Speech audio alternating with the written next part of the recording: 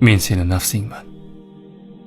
Ha, o'sha har safar seni shoshirgan, keyin tavba qilarsan deb aldab kelgan, yaxshilikni ertaga qoldirgan nafsing. Bugun esa seni foydangga gapirmoqchiman. Menga ergashib nima topding o'zi? Yuraging yengillashdimi? Yo'q. Faqat charchoq, tushkunlik va bo'shliq ortdi. Har safar men seni vaqtinchalik rohatga chaqirdim. Lekin ortidan pushaymonni ham birga berdim. Men seni yutqazdim. Sen esa buni erkinlik deb o'ylading. Mana, Ramazon keldi. Va hozir biz ikkimiz sen bilan yolg'izmiz. Balki bu safar menga ergashadigan emas, meni jilovlaydigan vaqting kelgandir. Nafsim yomon deyish oson.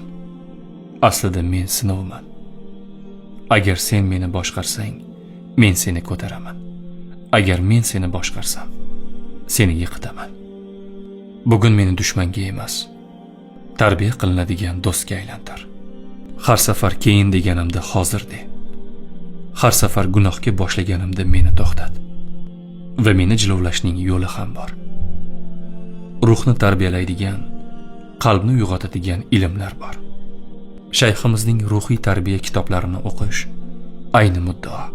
Bu kitoblar nafsning xohishlariga ergashishni emas, ulardan voz kechishni o'rgatadi. Seni o'zing bilan kurashga tayyorlaydi va asta-sekin komillik sari yetaklaydi.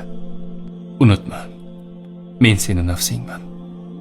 Meni yengsang, o'zingni topasan.